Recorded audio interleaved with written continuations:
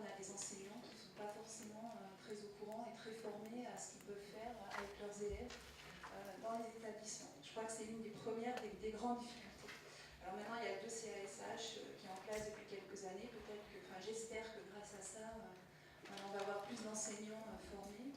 J'espère aussi qu'avec le CM2 6e qui rentre dans le même cycle dès cette rentrée, enfin c'était déjà cette rentrée, ça va, avec la réforme du collège, bien sûr, ça va être de plus en plus important. J'espère que ça va nous permettre d'apporter vraiment des réponses aux enfants qui sont en situation de handicap ou en grande difficulté scolaire, au moins en 6e, et du coup que derrière sur les autres cycles, voilà, ça va nous permettre d'avancer.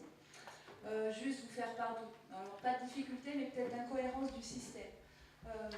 Moi, j'ai dans mon établissement des enseignants quand même qui sont très performants, très à l'écoute. Moi, j'étais PE spécialisée auparavant.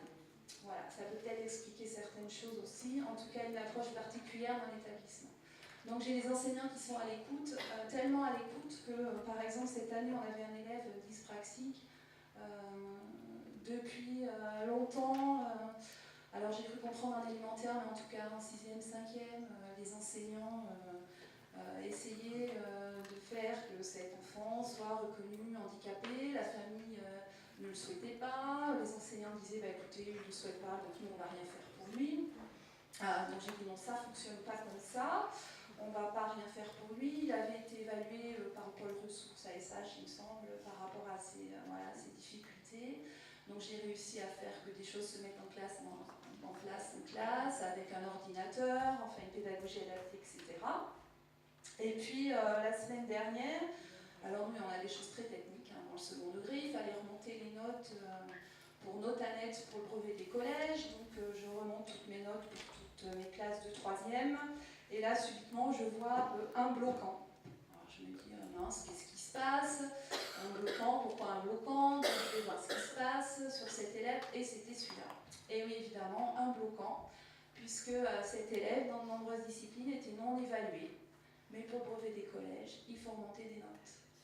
Voilà, donc ça c'est une des incohérences du système, on adapte, et puis là, fin de 3e, un bloquant.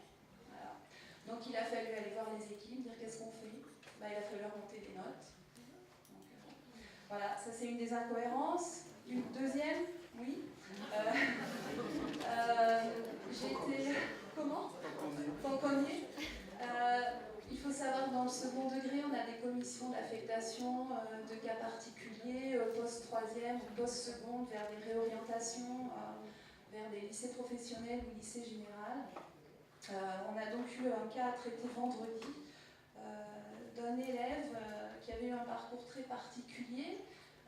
Il était scolarisé en élémentaire, puis en CLIS. Il est passé un temps en ULIS. Du lycée, il est passé en SECPA. Cet élève a intégré un lycée professionnel avec un CAP protégé, réservé donc aux élèves de SECPA. Il a obtenu son CAP avec brio. Et donc cet élève demandait à intégrer par le jeu des passerelles une seconde générale. Et là, je vous assure qu'il y a eu un long moment de discussion entre mes collègues. On n'était pas tous d'accord. Certains disaient, écoutez, il a obtenu son CAP avec brio. Après tout, pourquoi il ne passerait pas en seconde générale? Voilà. Pour que ça se fasse, il fallait remonter les notes de 3e. C'est pas. Donc j'ai un collègue qui me dit, il a entre 16 et 18. Je dis, bien sûr, voilà, allons-y. C'est des notes qu'il faudrait remonter. Hein. Et moi, j'ai quand même dit à mes collègues, écoutez, là, c'est pas possible. Quoi. Moi, je ne peux pas laisser faire ça. Il faut savoir que ce jeune, quand même, a un parcours particulier. J'ai peur qu'il y ait quand même un gouffre au niveau de ce qui est demandé entre un fin de CAP même obtenu brillamment et ce qu'on attend d'un élève qui rentre en seconde générale. Donc, on lui a mis un bonus quand même, parce que... mais pas le bonus maxi, mais voilà, c'est une des incohérences du système. On fait vraiment bien notre travail, les enseignants le font, mais voilà, cet élève, est-ce que le laisser passer en seconde générale, pour lui, ça aurait été bien ou pas? Hein, voilà, c'était tout un... Ça s'est joué en 5 minutes en commission. Hein. Peut-être qu'on a joué là la suite de scolarité de cet élève, mais c'est compliqué. C'est compliqué. Voilà.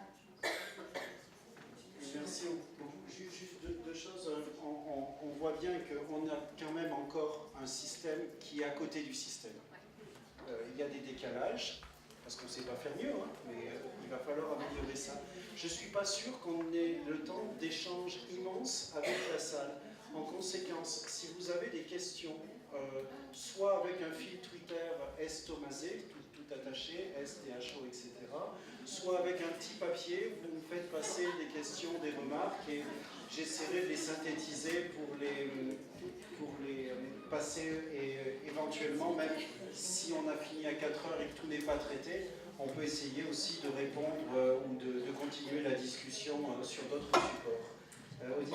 Je voulais réagir au deuxième cas, là, parce que je peux vous dire, je ne suis pas d'accord avec vous, et je vais vous expliquer pourquoi. Nous avons la chance de travailler en maternelle, à l'école élémentaire, au collège, au lycée professionnel. Et nous sommes en commission d'affectation, nous sommes en commission d'appel, donc nous voyons passer ces cas-là. Et je peux vous témoigner que dans le lycée professionnel où je travaille, c'est-à-dire à Roger-Claude, nous avons pas mal d'élèves qui viennent de SECPA, et nous en sommes à proposer un BTS à ces jeunes-là. C'est-à-dire qu'ils ont commencé par faire un CAP, et là, ils en sont bac pro, puis BTS. Alors, bien sûr, on va dire que ce n'est pas la seconde générale, mais ce que je rappelle, c'est que la seconde générale, maintenant, combien sont réorientés en fin de seconde générale? On en est à 30%. 30% de réorientation.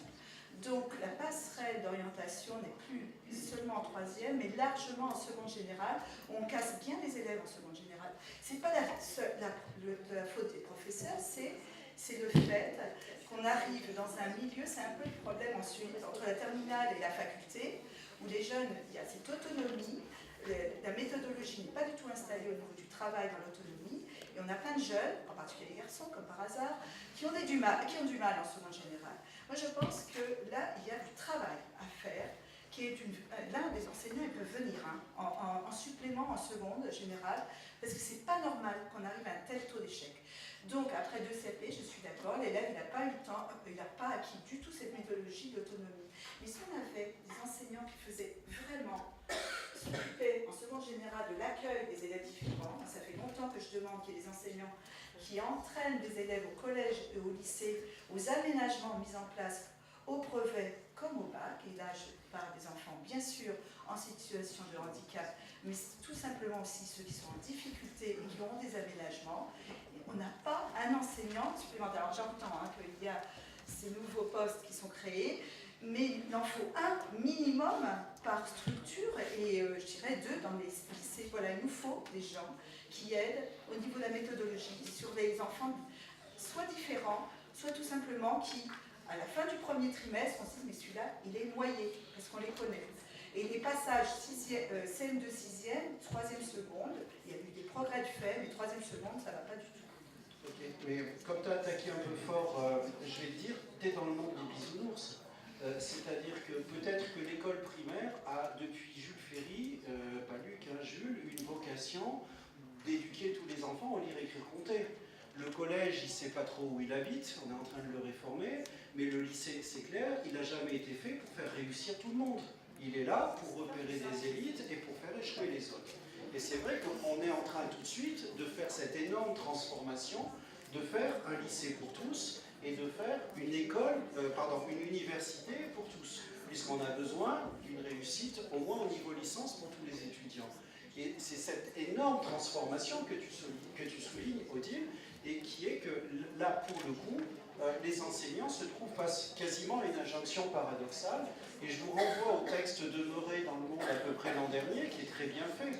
En tant que sociologue, les sociologues sont bien placés pour voir les parcours et pour montrer qu'effectivement, tout de suite, on demande à l'école, telle qu'elle a été faite, une toute autre mission que celle qu'on demandait il y a quelques années. Une réponse, c'est ça? Oui, non. Rapide. Une réponse rapide, juste pour vous rassurer. Évidemment qu'on a proposé à ce jeune de continuer vers une première bac pro et de passer un bac pro et voilà, et pouvoir continuer comme ça. Évidemment, on ne lui a pas dit stop. Mais je crois qu'il ne faut pas non plus, il faut faire attention aussi à ce qu'on peut dire aux parents, à ce qu'ils lisent dans la presse et autres, où ils s'imaginent que tout est encore possible au niveau des passerelles et autres, au niveau du lycée. Voilà, voilà, il ne faut pas non plus raconter n'importe quoi aux parents, et on est aussi là pour faire attention à ce que leurs enfants ne leur fassent pas faire n'importe quoi. Bien sûr, on leur propose un bac pro.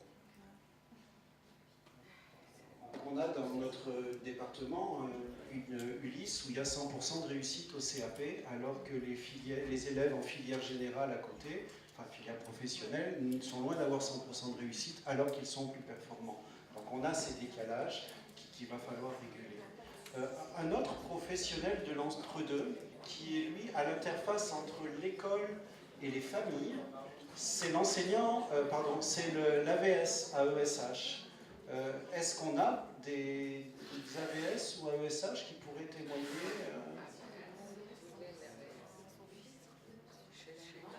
On n'a aucune auxiliaire. Ah, si, il y en a une.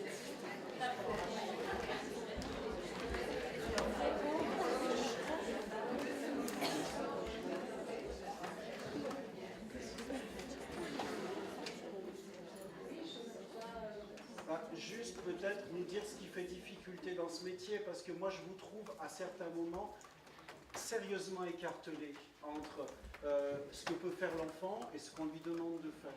Donc je ne sais pas comment vous voyez les choses.